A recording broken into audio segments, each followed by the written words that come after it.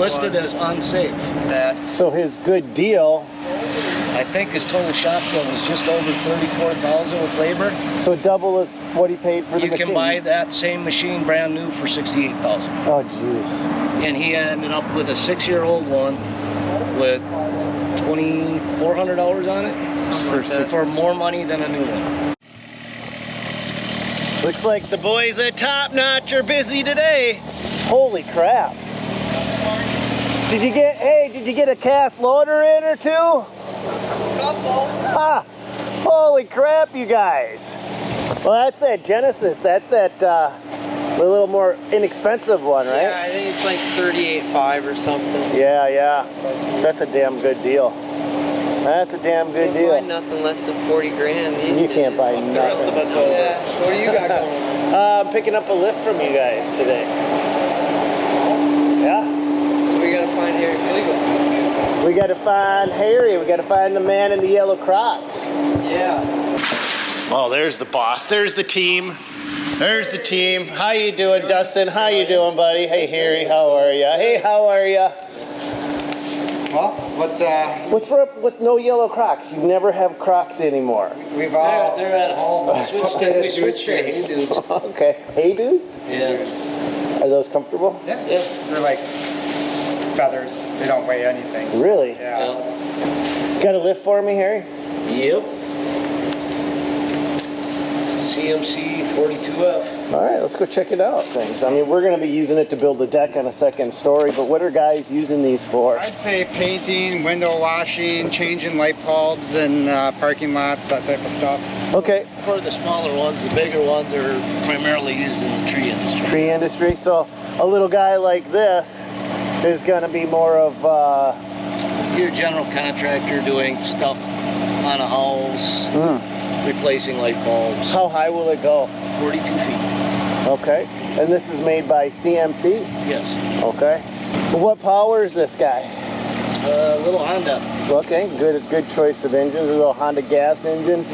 You got all your controls are with you up in the bucket, so there's no remote control. There's a remote to drive it. Oh, there is. Okay. And that's stored back here. This one also has the optional electric engine.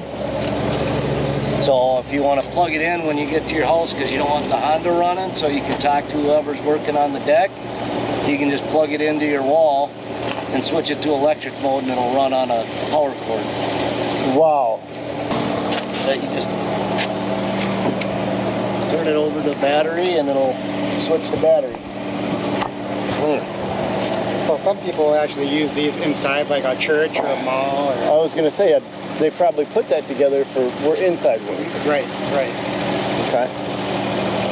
What's the price on something like this, Harry? If guys wanted to pick one up, do you rent them or do you just sell them? Rental. We do sell them. This is a rental.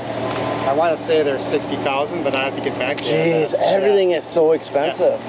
Everything's 60,000, 100,000. There's nothing cheap anymore. No, and you wonder why we have to charge so much when we come to your house to work, right? It's because we got to cover stuff like this just to get up to a place like that. Yeah, you got a little remote on this one, and that's primarily just to drive it and set the outriggers. All right. Well, I'm going to let you guys go because I'm going to get a quick lesson on how to run one of these things, and then I'll meet you guys back up north. So, harness is required when you're using one of these. Nate, what's the procedure you do when you train a guy in to do something like this? Typically it depends, the machine itself, the renting or buying to purchase. If it's going to be a purchase, then I go through all the background emergency controls. There's a lot of redundant features in them. There's actually 3 or 4 backups depending on the machine between the electric motor, direct hydraulics, hand pump. So we spend a lot of time with that. But just a renter, I go over typically more the basics, what they're going to run into on a typical, one-day job. Phone calls are always a thing, but yeah, that's kind of the process of it. So I run them through the machine, have them fly it, go over emergencies, have them do a couple other things, and then emergencies again, just because that's the most important Muscle part. memory. Muscle memory, that's key. Okay. Now I know some of you guys may be in the market to buy a lift, so I'm going to ask Harry, what would a guy look for if he was going to be in the market to buy a lift? What features should he be focusing on? The first thing is how much height do you need, Okay. or how much reach do you need? Because the height of the lift you buy also dictates the amount of lateral reach it has. So if you're working on, say, our pole building here, it's not very high, but I'm only going to be able to reach over this bay and maybe over that window. Where if I went with a 60 foot at the same level, I'm going to reach almost twice as far without having to reset up. So there's two things you need to look for is height and reach. If you're doing a lot more stuff where you need reach, you want to buy a bigger, taller lift because that's going to give you more reach, which means less repositioning. Okay. If you're looking for compact, like the 42, this is probably the most compact one they have. So if you need to get in and out of buildings through smaller areas and doorways and don't necessarily need the height, this one's going to be about as compact. I see you've got get. expanding tracks. Yep. So this is a gate. This is a gate machine. Yep. It'll go in and out. You'll Okay. get through those 36-inch gates. And Is there any structural components we should be focusing on? That we need to know, the good, the bad, or the in between? biggest thing is, especially if you're buying new, most of them, the booms are all have to be certified anyway, no matter what the brand is. But if you're looking at used stuff, definitely you're going to want to take a look at your welds, your pressure points, for any cracking on welds. If you're looking at used stuff, my recommendation on anything used is used stuff. You should buy it from a dealer that's done a full annual certification inspection on it, and it's safe. Most of the places where you get your bucket trucks, cranes, boom trucks, they have certified inspectors for aerial equipment that can at least look at the aerial sections for you to make sure you don't have any structural issues with the boom assemblies. Okay. Because that kind of stuff can be incredibly expensive. You might think you're getting a good deal on a lift. Say you found an 83-foot lift for $75,000, new they're 160. Like, I get this great deal on this. You get it, all of a sudden, the repair bill when you take it in to have one thing fixed because Brandon catches you got a cracked weld, and just like the DOT, when we got anything in here, Brandon or our mechanics find a cracked weld or something unsafe in the structure, that it sits here. It does not leave till it's fixed.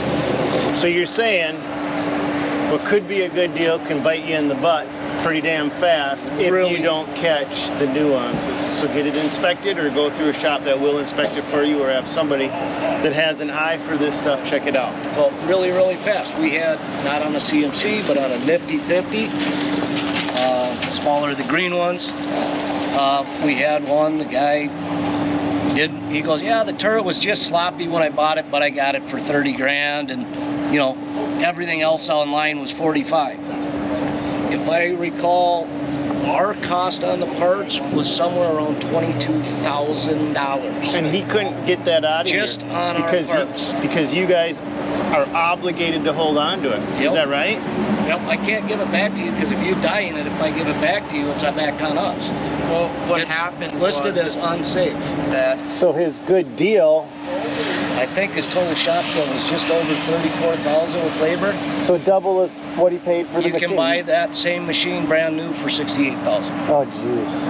And he ended up with a 6-year-old one with $2,400 on it for more money than a new one. Wow.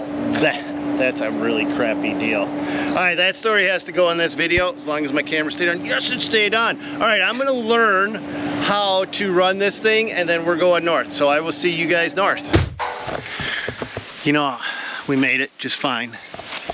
But I could see where I might buy, 60 grand's a lot of money, but I kind of want to buy this lift. You guys tell me. What do you think? Or is there a better one? Because I need something that's all, you know, very versatile. But I don't need to get to the tops of trees. I need something that I can easily work on properties and not be climbing scaffolding, because that's why we quit on the front of the house. It was too dangerous. It was just too dangerous. I kind of want this thing. What do you guys think? Should I go for it? 60 grand.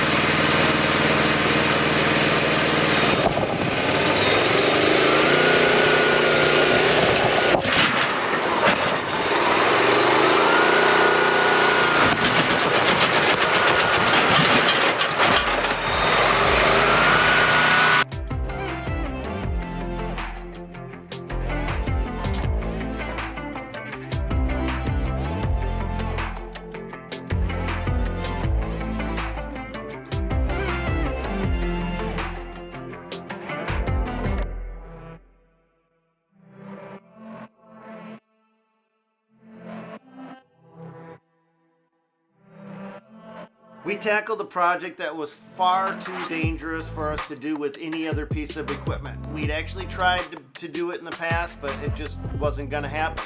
So if you wanna see what that is, show me the rest of the story, Paul Harvey. So just say that. Just let me know and I'll bring you the next video.